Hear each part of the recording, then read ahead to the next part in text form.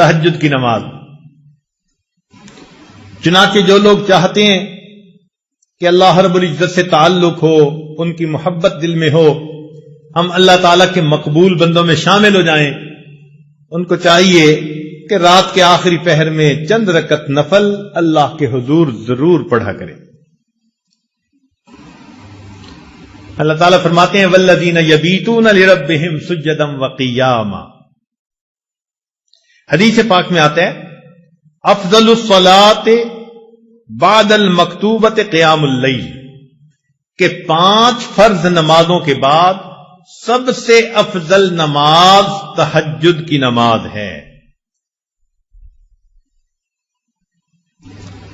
قیل للحسن، حسن رحمت اللہ علیہ سے یہ کہا گیا ما بال المتہجدین احسن الناس وجہا، کیا وجہ ہے کہ تہجد پڑھنے والوں کے چہرے بڑے منور ہوتے ہیں، ان کے چہروں پہ بڑا نور ہوتا ہے.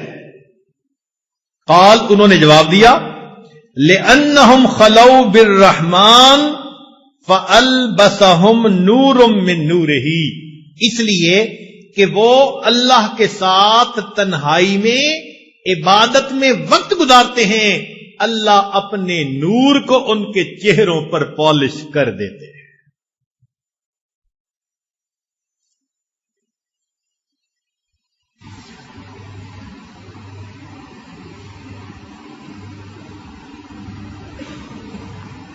ایک بزرگ فرمایا کرتے تھے کہ حضرت، ان کے پاس ایک بندہ آیا، اس نے کہا کہ حضرت مجھے رات تہجد کی توفیق نصیب نہیں ہوتی، کوئی عمل بتا دے.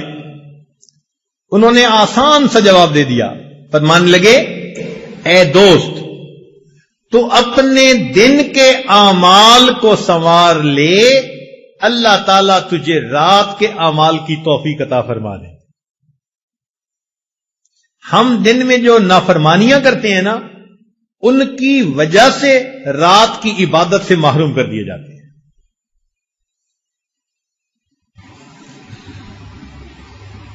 فقال لا تعصه بالنهار، تو دن میں اللہ کی نافرمانی نہ کر.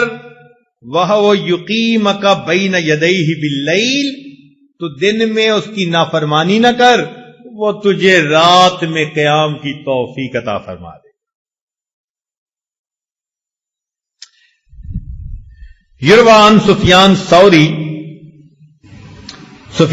رحمت اللہ سے یہ بات منقول ہے، فرماتے تھے کہ حرمت قیام اللیل 5 اشہر بذنب اصبتہ، ایک مرتبہ ایک گناہ مجھ سے سرزد ہو گیا جس کی وجہ سے 5 مہینے تہجد کی نماز سے میں محروم ہو گیا. اور پتہ ہے وہ گناہ کون سا تھا؟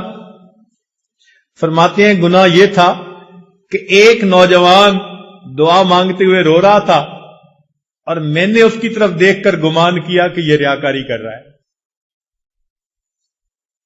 میں نے اپنے دل میں اتنا سوچا ریاکاری کر رہا ہے. اس بدگمانی کے گناہ کی وجہ سے اللہ نے 5 مہینے تہجد سے مجھے محروم کر دیا. اور ہم کتنی بدگمانیاں کرتے ہیں لوگوں کے بارے میں بھائی، ہر کسی سے بدگمان الا ماشاء اللہ. پھر کہتے ہیں جی تہجد نہیں ملتی. اور پھر بعض دوست تو ایسے ہیں جو بڑے مطمئن ہوتے ہیں، اور جی ہم سارا دن مدرسے میں قرآن پڑھاتے ہیں، حدیث پڑھاتے ہیں، رات تہجد نہ پڑھی تو کیا ہوا، ثواب تو مل ہی جاتا ہے. تو بھئی صحابہ کرام سارا دن سبزیاں بیچتے تھے، جو وہ رات کو تہجد کا اتنا اہتمام کرتے تھے. وہ کیا کرتے تھے؟ وہ بھی تو سارا دن دین کے کام میں لگے رہتے تھے نا.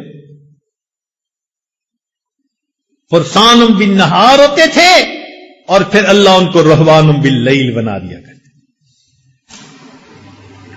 رات گھوڑے کی پیٹھ پہ ہوتے تھے صبح میں، اور رات مسلح کی پیٹھ پر ہوا کرتے تھے. تو یہ تو نفس ہمیں مطمئن کر دیتا ہے نا کہ کوئی بات نہیں اگر تہجد کی توفیق نہیں ملتی. اچھا ایک بات ذرا توجہ سے سنیں. کہ ایک تو ہے ہمارا سوچنا ہم تہجد پہ نہیں اٹھتے، اور ایک سوچ کا انداز اور بھی ہے، وہ کیا؟ حدیث پاک میں آتا ہے اللہ تعالی رات کو فرشتوں کی 3 جماعتیں بنا دیتے ہیں۔ فرشتوں کی کتنی جماعتیں؟ 3 جماعتیں بنا دیتے ہیں۔